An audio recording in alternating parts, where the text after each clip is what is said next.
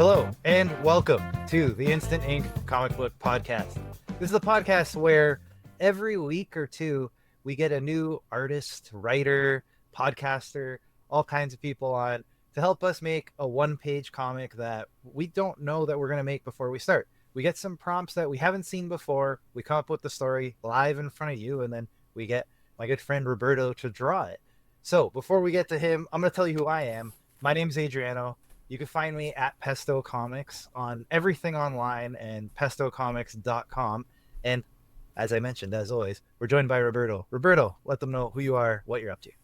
Hi, my name is Roberto Viacava. I'm a co-creator of Voyager, and the easy way to find me is on my webpage, robertoviacavaillustration.com, and you can go to different social media from there. That's pretty much it. Right on.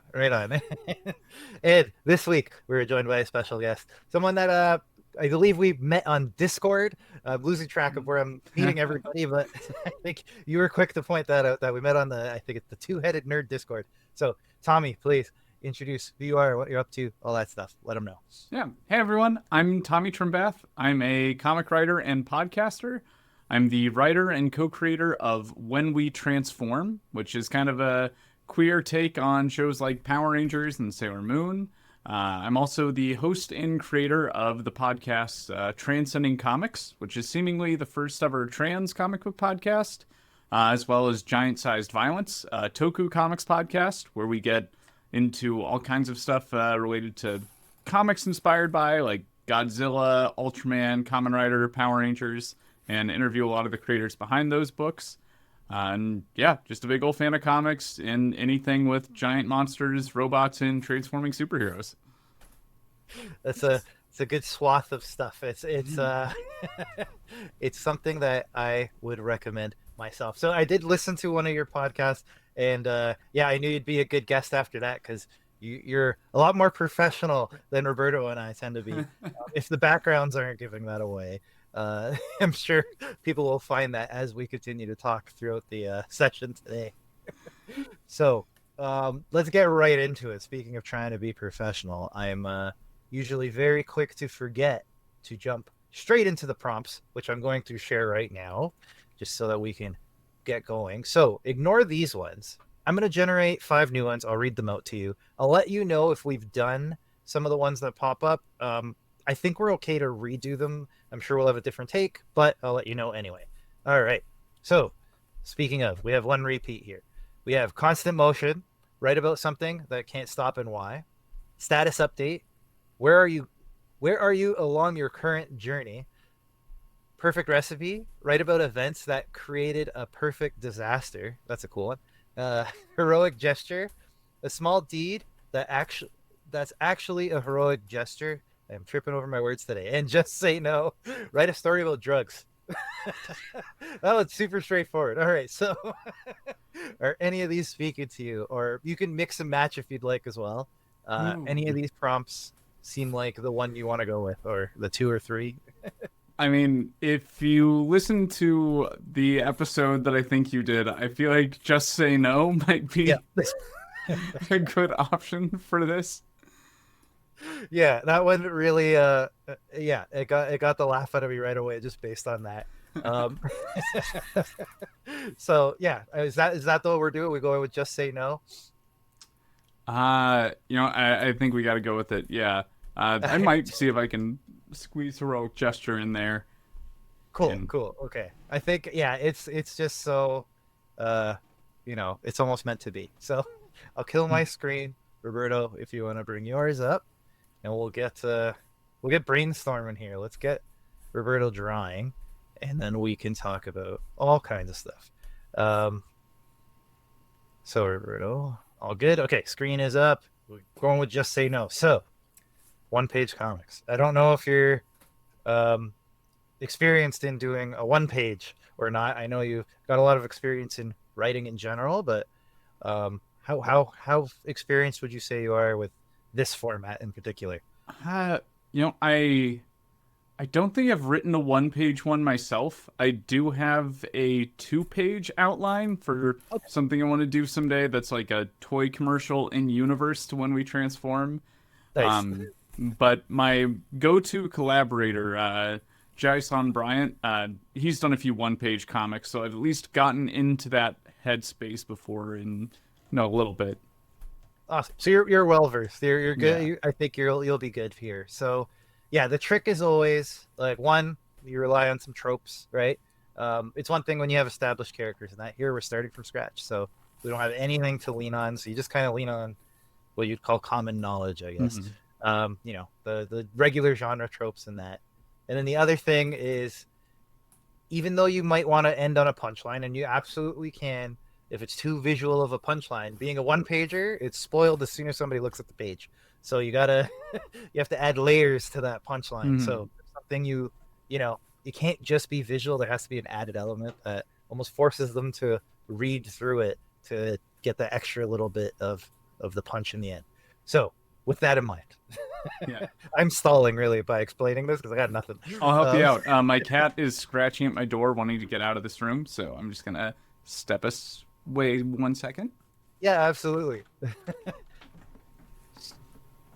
And I feel like I'm a little bit in a disadvantage because you were referencing the podcast. I didn't hear it.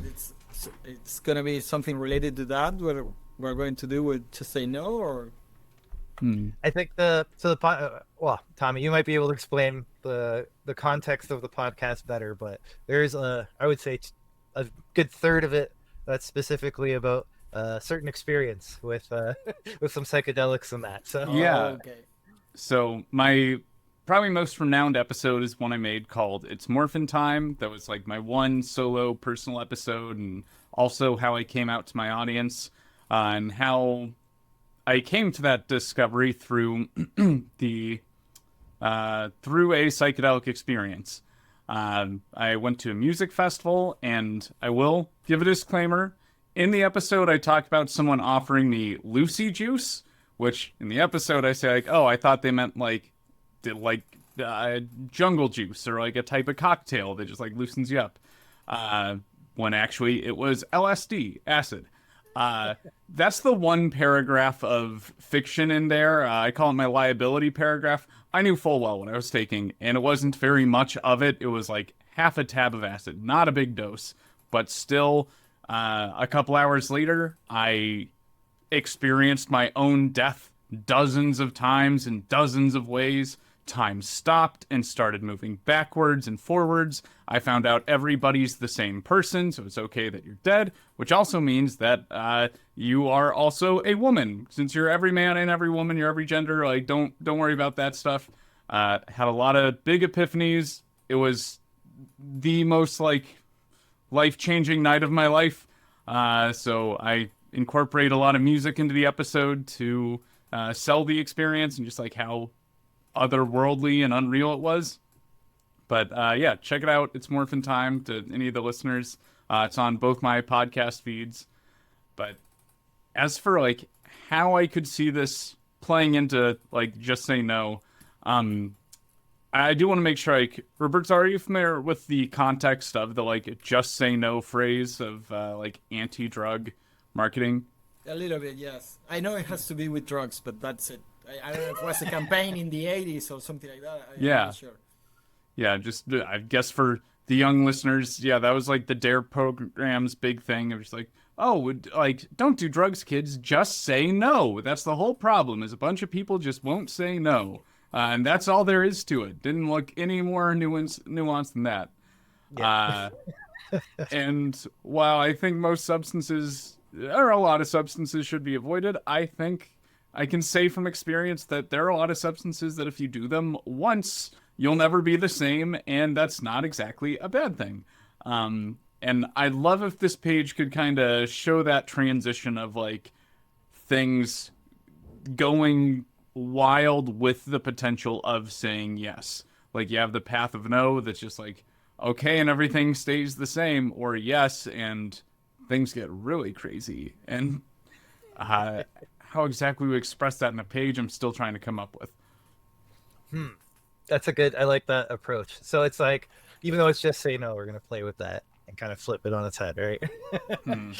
um, I like the idea of the two paths with the yes and no, and the thing we talked earlier about the color. Maybe one way can be the color one, and the other black and white, and maybe Yeah. like two columns showing oh different yeah, paths. But that's Um, just the formal aspect, so you have to come up with the story still. yeah. Are y'all familiar with that meme that it's like that split down the middle of like one side's like the spooky castle and the other side's like, I don't know, rainbows and fields, and they'll be like comparing two things. Uh, I feel like in general, I can't think of a yeah. specific one like that, but sure, yeah.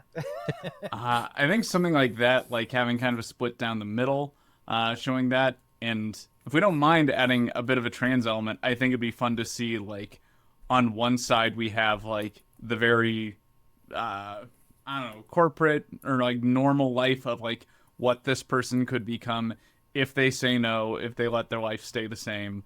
On the other side, on yeah, the right, like you have their future feminine presentation and like a much more bright and colorful life. Right on. So okay, so let's talk about let's talk logistics. So I see Roberto's got a tea set up here. Mm. So we're kind of, are we? I'm trying to think of how we can plot this out. I like the idea though. I like the idea of like yeah, the like I just so a quick aside. I just read what's it called? Zom 100. I don't know if you've read that manga before. Oh, so good. So I'm like a in my day life, I'm an office dweller. I sit in my office and I think about all the other things I could be doing with my time. And that's exactly what this book is. It's like the main character is like a salary man, like at the office, like multiple days doing all nighters, that kind of thing. And then a zombie apocalypse happens, and it's the best thing that could possibly happen to him.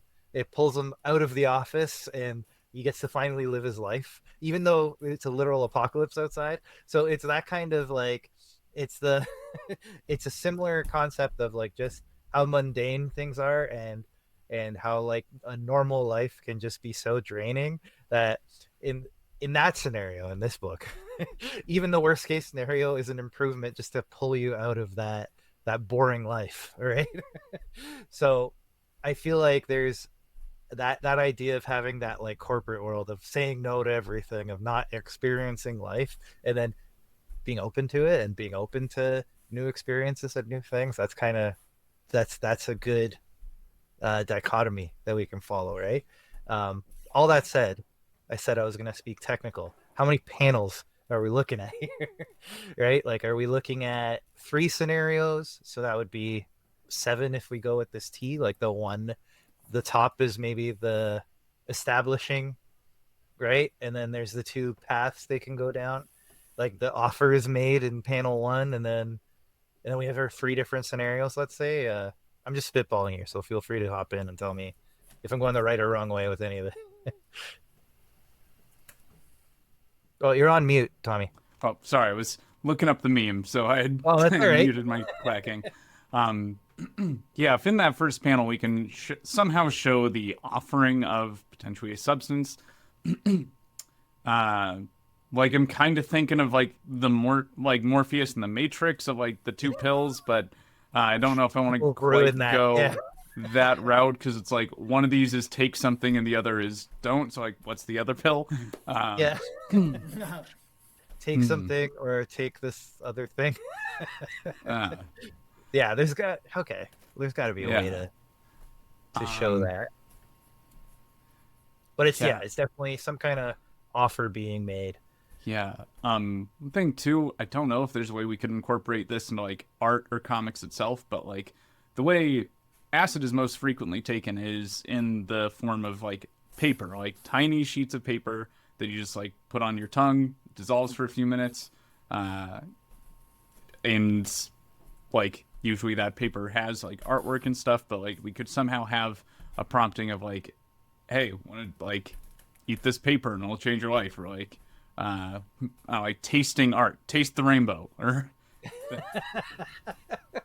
actually, I feel like I might be onto something there with taste the rainbow because like if one of the paths is literally queerness, like There's a theme. Yes. yeah. Is it possible for two of us to share screens? Like I can pull up that meme I was talking about, or just quick Google search. we Stop can- sharing for a second. Yeah. We'll drop Roberto's screen and then feel free to share. Yeah. Let me just pull up my other screen here. But I like the idea, especially with the color in that as well. Okay. Yes, I've seen this one around. Yeah. Can you show it bigger? Or just one? Let's see. I try to pull up this one. Let's see. Can I? This is like the blank template version of it, if that works. Ah, there we go. But just with normal progression, I think I prefer these swapped, like boring path on the left, bright path on the right. Yeah. But yeah. But that's the basic concept. We got your two.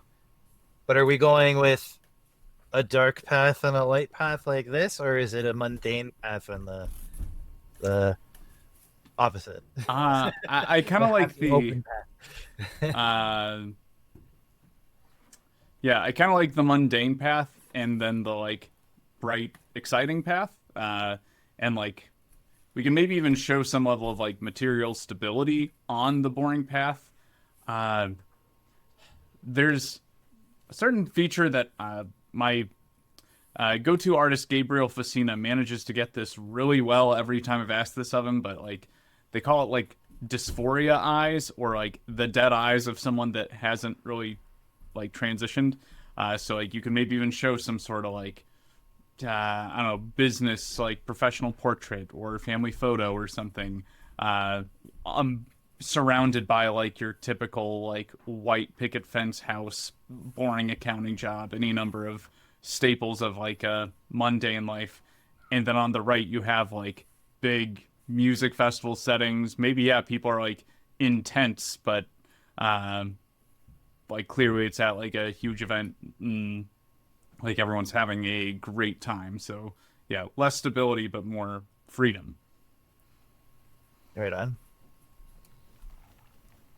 I see you're experimenting with the color right away. Yeah. That might be something fun to get into. Oh, go ahead. I mean, what you say, maybe that could be the end of the page with the different lifestyles. But the beginning is just him in his regular life, or before he makes the decision, right? Yeah.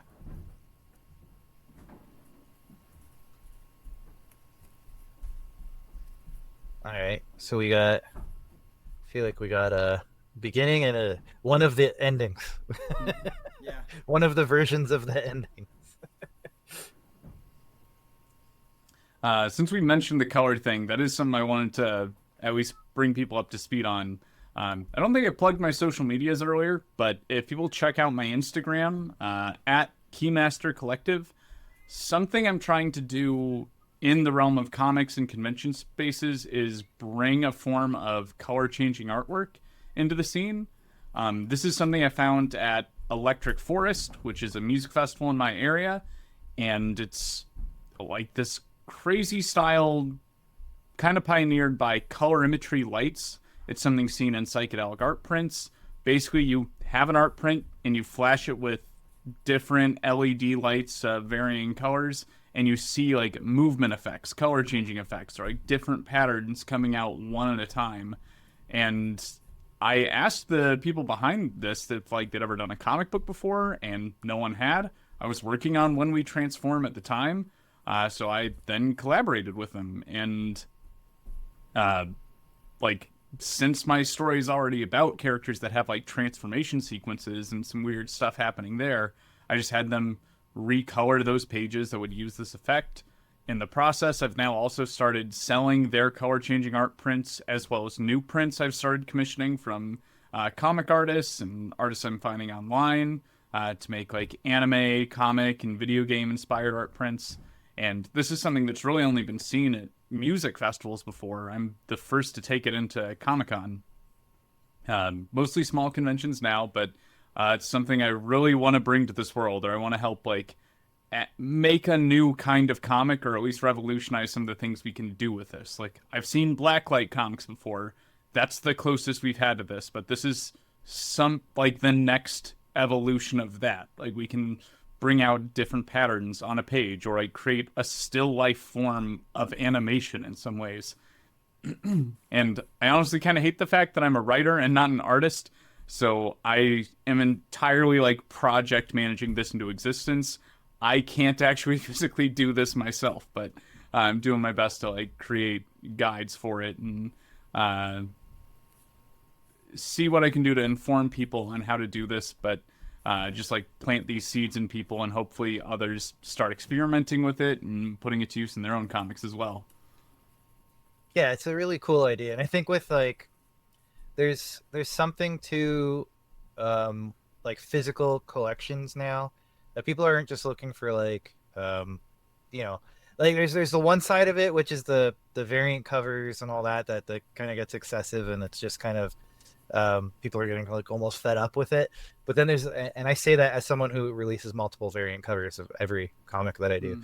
But the other side of it is people are looking for like something unique, something different, that, you know, they go to a convention and like they don't want something that they can just order online, right? Like they want something that is different, something that they can, you know, they're so unique. I keep saying the same word, but something different than everything else out there, right? And I think you're really onto something with that. There's something very similar with Mary Landro. I don't know if you've seen her. She does that comic Rich. She's very big on like Instagram and that, and with her husband, and they do these like metal prints of all of their books and that. And it's very, it reminds me of that in a sense. It's not the same thing at all, but just the idea of like they thought of a different way of approaching this business, right? And they have the advantage of Mary's an artist herself, so she gets to like she doesn't have the same regret that you and I have, where it's like I wish I could make the thing in my head happen without without begging Roberto to do it for me. Yeah, Roberto, I want to say you are already killing it on that right half of the page. I'm loving everything I'm seeing there. Right? I don't know. I'm just throwing random party stuff for It's the art of collaboration, you know? Yeah, and if we were to make this colorful, like, while it might seem weird if there's like one really colorful bit and then a more like black and white bit, I know there could be like a level of like matrix overlay in the final colored print to the like boring, very constructed life. Like people would probably get the homage to like the civilian life in the Matrix, and like, yeah, just sticking to that accountant job, or like what if he did take the blue pill. So I wonder, yeah, is there like is there a way to illustrate that in that first panel, right? Like we have the doors now, but you're thinking something more like, let's just do it, let's just do the Morpheus moment. Is that what you're thinking? Could we show something like on one half it's like, okay, we make the whole thing of like a piece of paper can change your life. Like maybe it's a stack of papers or a diploma or something on one side, and on the other it's like a person offering them a tab, or like offering them the substance. I'm trying to think how to express that in like a single image, but yeah, just something like, okay, what kind of papers are we going to be spending our life dealing with? Oh, I like that. I feel like that's a caption right there. You almost have to like say that exact phrase you just said. What kind of paper are we? Yeah, like a piece of paper can change your life, and Yeah. I like it. I like it.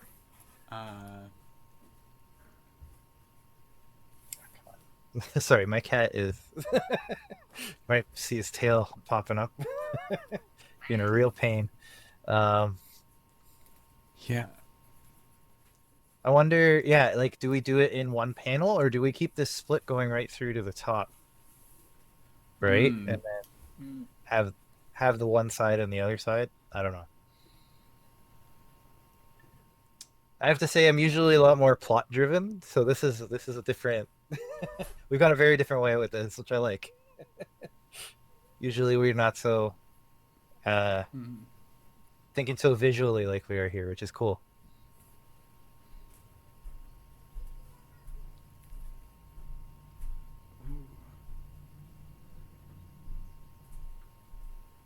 Yeah. Just want to see what Roberto produces here, but I do like the split in the middle. Kind of like it too, like if on the top image we don't have an actual panel line and it is just like the person in the middle as the divider, so we can tell there's like two different scenarios going on. Oh yeah.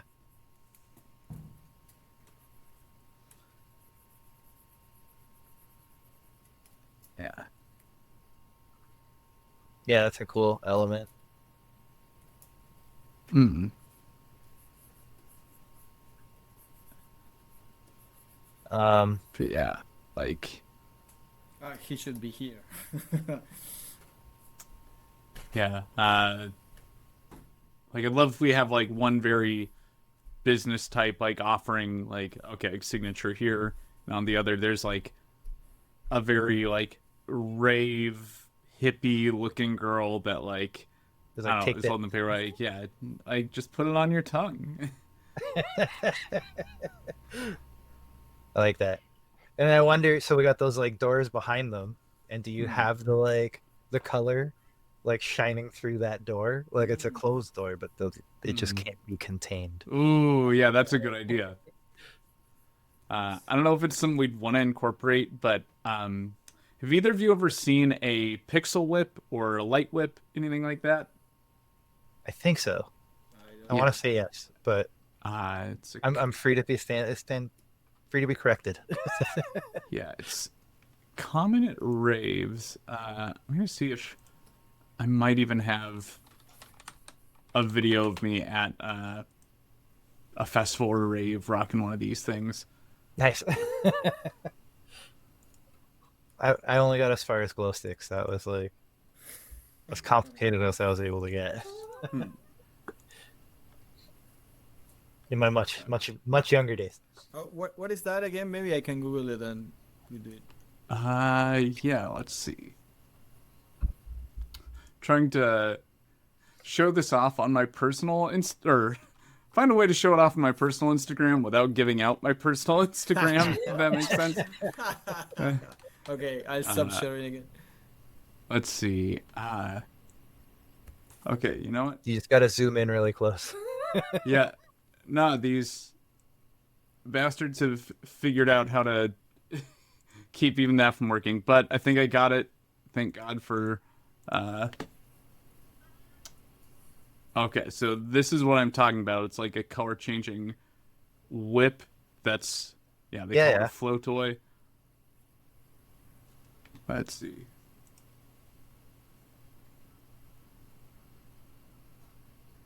Not sure if any of the music comes through, but No.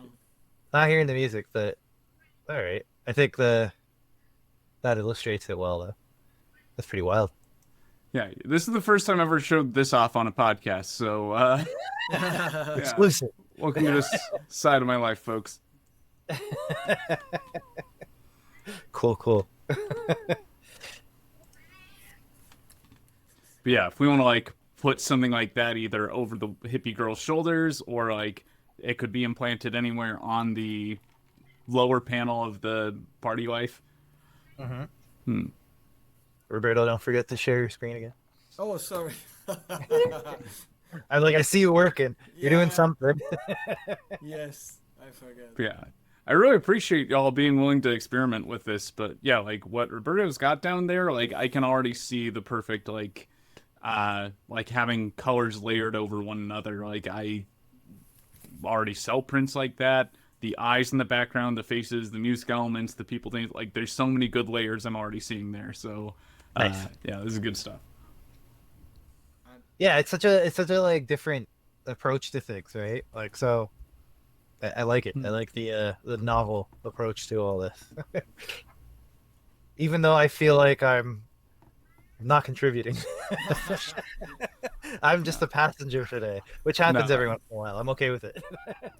no, having just like the right prodding and stuff like is perfect for this. Like I was just thinking the other day about how when I was in a previous phase of my life, like I'd given up on the idea of ever being a comic writer. I was like in that early 20s, like married too young, committing to the boring lifestyle phase. I was in the left panel actually here.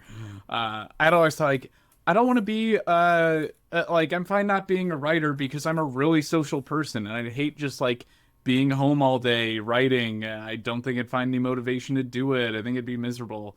And then I found like my best friend online and my co-creator of When We Transform, Jason Bryant, and like having just one or preferably even more people that like you're on a regular basis talking for hours with about your creative projects, or like people that will get entirely invested in your ideas and like help you bring them out, flesh them out. So it's not just like, hey, I had these ideas today, and someone like, cool, let's let me know when it's done.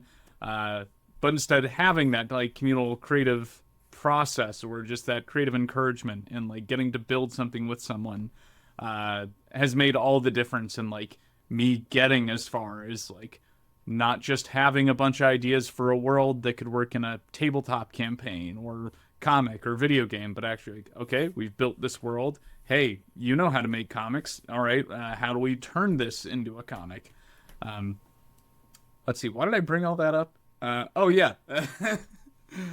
Yeah, Adrian, you kind of like that's your contribution here is like helping me talk through this and get these ideas out. So like, don't sell yourself short here.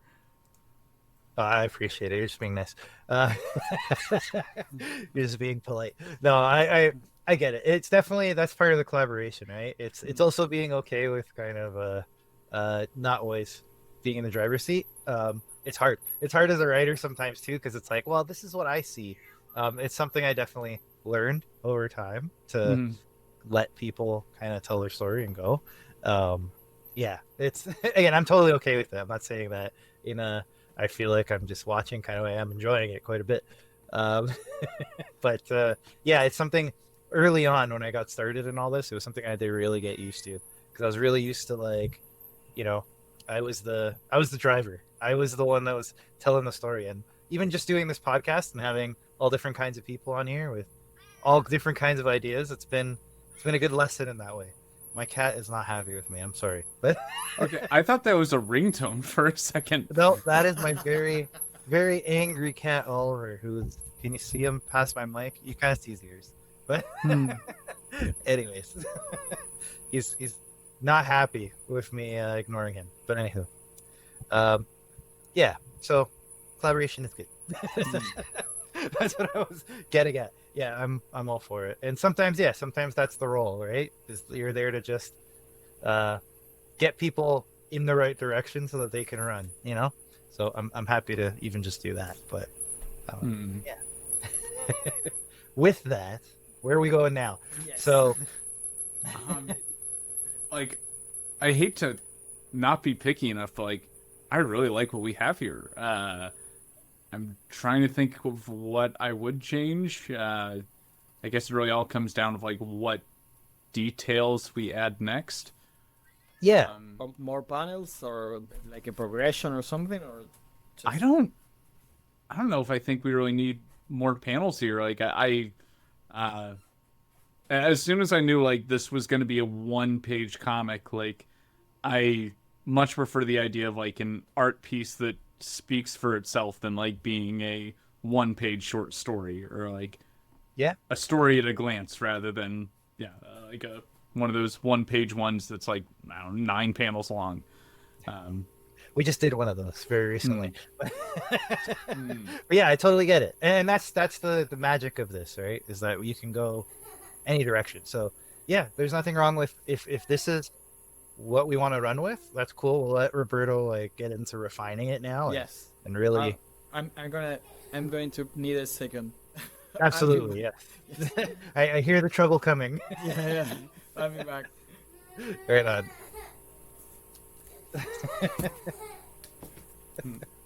Oh, jeez. But yeah, so I will say, so this is I feel like we've done something similar. Not similar, but like we've done something playing with color and that kind of thing before, where it was started black and white and develops into color, not in that. But we haven't had this kind of because even that there was a little bit of like a plot to it. This one is very like it's almost literary in a sense, right? Like everything's there for you to see and you take what you can out of it, right? So I like it. I like the different approach and how it just kind of, like you said, it's more iconic in the sense of like you see it and you kind of get it, and then there's depth behind it which will add with the detail. But it's the, you know what I mean, you're not relying on a punchline or something, right? So yeah, I think it's gonna be cool. It's gonna be cool and different than anything we've done, which is, again, it's good. Like, I'm leaning more and more toward no text, or at least no like caption or dialogue. Like, I think we can probably have some environmental text to get the story across. Yeah, but even then, like I said, like it's not necessary, right? Like if you feel like, especially once the details added and all that the story is more than told, right? It just gets in the way at that point. Like less is more. So by all means, don't feel obligated to stretch anything out or anything like that. Do you have any plans for the future with all these one-page comics you've put together? Like, there any plan of making a book out of like the dozens of these you've done so far? Or like... We always think about it, yeah, because like it's a common question, right? Sometimes on air, sometimes off. But we definitely get that question all the time. It's something we've really we've thought about it. We just don't know how to approach it, because we don't want to do it in a way that was like we're not taking these and say, okay, we're gonna go sell them now, and you guys, thanks for giving us all your free all your time and effort, we're just gonna go make some money on it. If anything, it would be more of a a showpiece, just so that people have it in their hands, kind of thing. But yeah, we've put some thought into it. We don't have any plans yet because of that like touchy nature of it. We don't want anyone to feel taken advantage of or anything. I mean, guys, there's hardly money in successful comics. I think we can, and I think majority of people would appreciate that.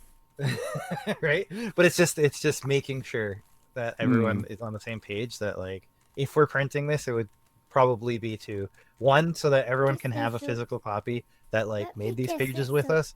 They can all have a physical copy in their hands. And two, so that we can help push the podcast and in turn push you guys and all that stuff. So yeah, we put thought into it is the the long answer. I have to say that I choose the life on this left side. Really? Yep. but it's not boring. It's challenging, but never boring.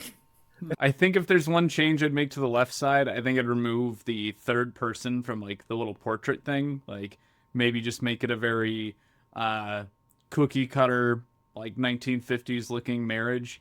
Because yeah, I don't want to imply that like there's anything bad to family life. Just, I know when I was in my very like normal life of like, okay, I went to college, I got a house, I have a good job, I got married, did all the things that I was told I was supposed to do. When it came to staring down the barrel of starting a family, like, it was the most miserable thought to me. And to this day, I'm really glad that I didn't go through with that, just because like I would have been doing it at the wrong time and place, and probably with the wrong person, or like I don't think anyone would have been served. And yeah, I'd hate to have one of those families that like only stays together for the sake of the kid, or like, I've seen that plenty enough in my own life. So I think I'd like to remove the implication of it's like, hey, do you want to party or do you want to have kids and a happy family? Like, I don't want that to be the message of this as much as it is like, do you want to be your true self, or do you want to like explore who you are and like all the incredible things this world has to offer? Or do you want to just follow the path laid out in front of you? yeah, it's point of view, obviously, right? Which is why I don't think anybody was like, I don't think there's any offense taken or anything. Like, we totally get that. But it's definitely that. It's the idea of like you have a vision of your life that has been prescribed, and then there's where you want to be, right? And for some people, yeah, it may be the one that's prescribed is the one they want, right? Mm. And then there's, and then there's what you truly want deep down that maybe you don't get, maybe you don't get lucky enough to understand that until it's too late, right? Or who knows, right? Mm. Right? Or there's all kinds of circumstances that people end up there, and then yeah, and like you said, there's more than enough examples of it going the wrong way because they find out well later in life, and not everybody handles that well, right? Mm. They're like, hey, maybe I shouldn't have had kids. Like, well, they're here now. So you could be a deadbeat or you can, right? So it's kind of a lose-lose for everyone if you don't, you know, Mm-hmm. if you don't find your way early enough, let's say. So, um, I mean, I can relate to a degree. Like I have my wife and we are dinks is what they call us, double income, no kids, intentionally so, right? Like we thought about it, we talked about it a lot, and much to the chagrin of my in-laws and my parents, we decided children is not the path for us, and that is, very upsetting to many, many within the family. And it was just like, we really thought about it. We sat when we could have just done it. We got together very young, and we could have just had kids and whatever. But we really had a conversation, many conversations about it, and said, that's not the life we want, right? And that, again, not to apples and oranges, I think, but still to a degree, it's that idea of I could have just done the thing. I could have just like I was raised Catholic. I could have had the Catholic upbringing, with the you have as many kids as you can kind of thing. You spread the religion as far as you can, and I kind of shunned all of it at once. And yeah, and here I am, right? Mm. But that wouldn't have happened if we didn't have that real like deep thought about like what does happiness really mean, right? Like, is it just doing what you think, what you're told will make you happy, or what you feel, right? And it's a hard conversation to have with someone else, especially, but even just with yourself, right? To actually and understand what you're giving up in doing that, right? You're giving up a lot in the sense of like belonging and family and all that kind of stuff Mm. when you kind of pick a lane, right? Like you're always, regardless of which one you're going down, you're sacrificing something. So it's what are you willing to sacrifice and what feels like the bigger one, right? And yeah, it's tough. It's tough. It's the feeling of like you've been set on a track and it's deciding when you want to jump off that track. That's it's very very difficult, very hard to do. But I think it's well worth it because again, it's you only get to do this once, right? You got one life. You get to, and some people have taken that in a weird way where they're like, I'm gonna do as little as possible. I feel like it's the opposite. You only get to, go through this once, so make sure you're doing kind of what you want as much as you can. I mean, at the end of the day, you know, we all need jobs because we need homes and food, but beyond that, right? Like you should do what's gonna make you happy because really, there's no second round after this to be happy again. So you better That we know of. that we know of, that we can, again, the Catholic upbringing, I don't know, maybe I'm wrong, but I mean, yeah, according to a psychedelic trip that I have full confidence in, we have infinite goes at this, but like that means it doesn't really matter, and you might as well pick the fun one or pick the one that you're gonna get the most enjoyment out of. Uh, so but different answer, same yeah, result, yeah, right? exactly. Yeah. But on that, like, I think for me it was coming to find like what the story I wanted to tell is like almost a bit more than what life do I want to leave or what do I want to leave behind me. Like the version of When We Transform that's been put to comic is very much a story of transition and coming out and coming to terms with one's own identity. But like it took a good 2 or 3 years of world building and figuring out how to make a comic like this to get to that point that I could even make what I did. And I know there was a period in there where like this character joining a superhero team and finding out that like what it does to his life is not at all what he expected or not what he imagined. Like it wasn't anything about like repressed identity as much as it was like going into something you'd been set up to think you wanted all your life. And in this case, it would have been like all those expectations I previously mentioned, like marriage, the good job, the house, and all that. And I didn't really want to be telling stories that were at their heart about like being dissatisfied in one's own relationships and like current life setup and living situation. So I mean, while there is maybe an aspect of that in telling a story about transition, ultimately, like I didn't want that to be what set the heart of my stories. And I think even now, like while I'm not doing that, most of the stories I've told so far have been about personal transformation in some way, or like that's been what's at the heart of it, not the dissatisfaction of finding out that you don't actually want what you thought you did. And I'm really glad I was able to make like pivot and make that choice and not have to talk around that like every story I'm telling is about how dissatisfied I am with my life, which might have been the case if I had still managed to be a writer in that other life path. Yeah, no, I think it's a much more like, I feel like it's a much more relatable way of going about it too, that it's like it's not like a tale of just regret. Like although regret is relatable in its own way as well, but it's not that. It's about, yeah, like you said, it's about acceptance. It's about understanding where, like, now you can see where you belong, where your path is, where you want to head to, right? Where it wasn't so much that like, yeah, like, oh, I hate my life, anything would be better, right? Because that's almost like when you have that sense of rejection, right? That sense of like, I hate my life. That's that example I came up with in the beginning, was that Zom 100 is that, is Mm. anything is better than the life I'm living. And Mm. that's not a good, that's, to your point, that's not the example. The example is it's an improvement from my situation, in the sense of I'm not at the bottom of the barrel, I'm on the wrong track, right? Mm. uh, yeah, because then that's it's not even, the relatable is the wrong word, it's more fruitful. I think there's more story to be told in a path not taken in a good way, like, okay, like right, like there's, yeah, it's not the regret of what you missed out on, it's the what is open to you now that you've gone this way, right? And I think there's a lot more story to tell there, and it's a story that's frankly not told as much because I guess the drama is not as inherent in it, right? It's easy if you start with a negative, there's your conflict, there's your drama, right? um but if you're building from a place of this way's better, but like, what do I need to do to get there, kind of thing, right? Like that's an interesting story in itself. That's something that's probably not told nearly as often. So um, I'm rambling a bit, but I think there's a point somewhere in there.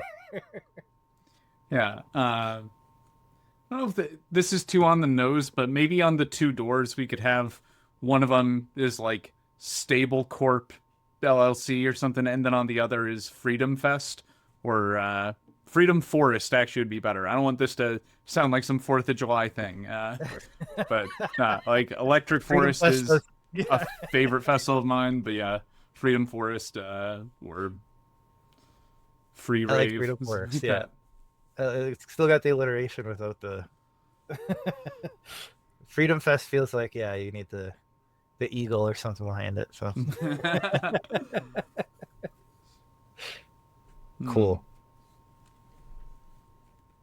I think like if I were to expand this into a whole comic, I'd love to see how the same basic conflicts affect this person in one's life. Like, hey, distilling things down into like, oh yeah, one's the real happy option and the other's the bad option, and not like digging any deeper because yeah, there all kinds of implications of like, does this person go too deep into this? Like, I've definitely known other rave kids that have like you can love something too much, and when something involves loud music, drugs, festivals, and like that whole environment, it's really easy to fall in love too much with not healthy sustainable things. But like I wouldn't want that to be the implication. Instead, I'd want it to be a story of like how living an authentic life makes them more able to handle the the same exact challenges, or like, are having that found family of the people you meet in these journeys, and that like no, your connections are not always frequent or long standing, but they're very passionate and intense when you are around each other. Like uh, there's less expectation, but no less love in a way, and like having that to rely on rather than just like, okay, this is the path I took. I married so and so because my family likes them, or because society says so, or because I'm told this is what my sexuality is supposed to be. And just showing like, okay, you can deal with the same level of just difficulty coming into your life, but like if you have that authentic mindset, or like if you get to live a genuine life, how does that change the way you respond to the same level of challenge? Yeah, I think that's like you said, right? Like this doesn't have to be. It's not like a necessarily a positive negative situation. It's just, and again, it's for this character here though, that Mm. maybe the stable path isn't the life they should be living, and that's more the problem, right? Like they know deep down that this is the difference. That yeah, they could be happy, they could make themselves happy in this more stable life. There's benefits and negatives to both, right? Yeah. um And I think I should also clarify, as someone who goes to a lot of these events, how much it is not an either or, and how often it is like this is someone being a weekend warrior to the extreme. Like my first time going to Electric Forest, the group I camped with turned out to be mostly like a bunch of gay furries that were on very important like legal and like corporate jobs. Like they all flew out, but like yeah, while they're really serious and like have all these very important high finance jobs in their daily life, like when they party, they're going out and they're either going crazy at a festival, or they're donning a fursuit and uh, having whatever kind of fun happens at furry conventions. But yeah, like it doesn't have to be an either or, but it makes it a lot simpler for the sake of a one-page comic. that's fair. Yeah, yeah, and that's the problem with the one pager, right? You can only get so much nuance in there, so it is limited by the medium. But I think we're getting a lot for a page for sure. um yeah, I think it'll come across. I know it's still in the sketch phase, but Roberto's a hiring person. They have that's perfect recruiter smile face. Like I've met this person too many times. Like I am kind of in this category of I work like a boring project management job in my daily life, uh, and then my alter ego of Tomi Trembath is off making comics and being cool at festivals and doing trippy art stuff. But yeah, no, I know this guy. I've worked with him a few times. He's hired me a place or two. Oh yeah, yeah. Yeah, you definitely nailed that. It's the smiling with the whole face that doesn't feel, you know, just doesn't feel right, which is good. Hmm. It's like exactly right for this guy. Hmm. But it's like, oh, you hate your job too, but you're you're putting a smile on. I get it. Yeah, it's definitely met this guy for sure. Definitely Hmm. sold us some printers or something. Yeah. I'm curious what your experience has been meeting other comic creators. Like some of my favorite people I've had on my podcasts that are the people I'd say like I want to be a lot like that person or in that person's place in like 5 years.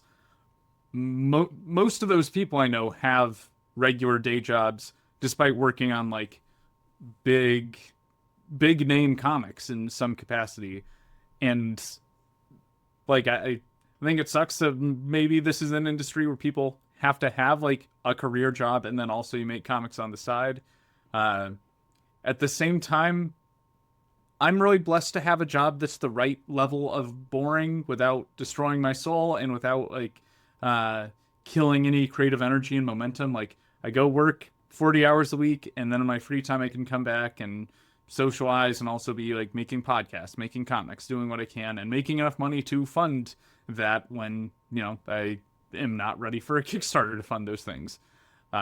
So like I mean that's a really blessed position to be in. Not everyone gets to have two jobs where one allows for the other that well.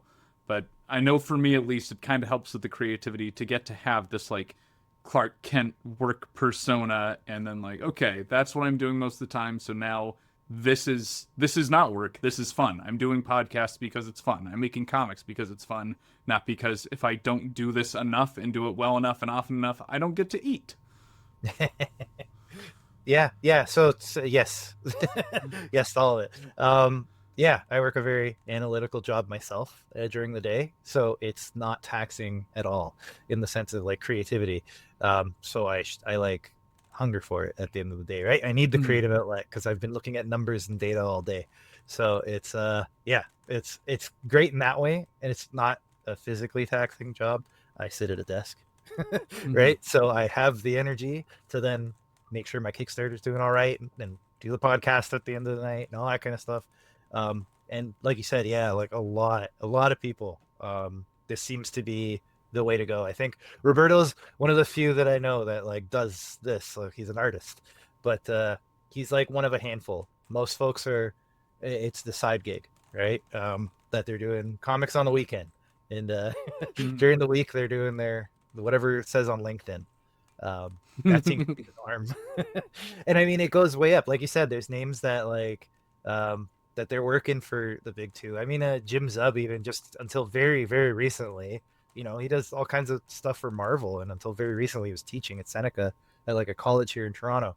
And like that's wild to me. It's like you're like at the pinnacle right now. Like you're doing big two work. He's doing all that stuff with Conan and all that, and he Uh, was he has a regular day job, I right? love that Jim Zub is your example though, because he's the perfect version of this like Clark Kent Superman dynamic of like Clark Kent is important in Superman stories because there are things Clark Kent can do that Superman can't. Like he's more of the truth part of that thing, or like fighting people through journalism and truth. Like that's why they love Lois Lane. She also does that. Uh, Jim Zub is like my main resource when it came to learning how to make comics. Like that comic school YouTube channel he did and his comic school site. Like that's where I found my first comic outlines and like heard some of the best like industry interviews from people, like not just trying to promote what their latest work was, but actually digging into like how this script makes it to the page. So like I wish Jim Zub could have been making comics full time all that time, but because he wasn't, like, I know I'm far from the only comic creator that was an invaluable resource for. So, like, he did something incredibly important and helpful through that teaching job, and I like to think that the industry, like the comic book industry, is better because of it. Absolutely. Yeah. And I to your point, yeah, I think one fed the other, right? Hmm. Like the reason it was so fruitful and so valuable to so many people is because he has that experience as a teacher that he could build something that was so, uh, so useful and so well structured that, yeah, a lot of people. I bring up Jim Zub all the time because of that, because he helped me a ton in getting started myself, right? Like I didn't think any of this was possible, and then thanks to his website and all the YouTube stuff and all that, it very much is. And then now I get to see him at shows and stuff. He came to my table at TCAF. That was like such a moment for me. I'm usually on the other side of the table bugging him, so that was nice that that he came by and took a look at my stuff and all that. So yeah, it was a very like full circle moment. Hmm. So he's always at the top of my mind when I think of like someone who's like the example of, even when you hit that level, you're still kind of living this dual life, right? Like it's just the truth of comics. Like there's no unless you're I don't know, Mark Miller, and you're selling stuff to Netflix every month, or you know what I mean? But like you could probably Like count your those people on one soul. hand. Yeah. But this is the thing, right? Like it's at what cost are you doing that? I mean, I guess you could, but but right, but like that's what it takes to get to that level, and yeah, it's even worth it at that point. Um, but yeah, it's not the common thing, right? Like it's not the common thing that like, oh, DC called and now I'm going to be working on Superman forever and I'm rich. Like that's not a thing. That doesn't happen. Hmm. Right? So it's a tough reality for some folks. Like I mentioned TCAF, that's the Toronto Comics Arts Festival. It's like the big indie con here. And so many students coming and asking, and like, how does this work? I need a job. It's like, well, this isn't a job. Right? Like you make the comic, you put it out there, and then you go to work at your job, that like your regular job, and then you do this more and more, and then maybe you can make enough art that like you can make it last. But first, Yeah. just go get your resume cleaned up and go get a day job, so that you can do all this stuff without stressing out about it, right?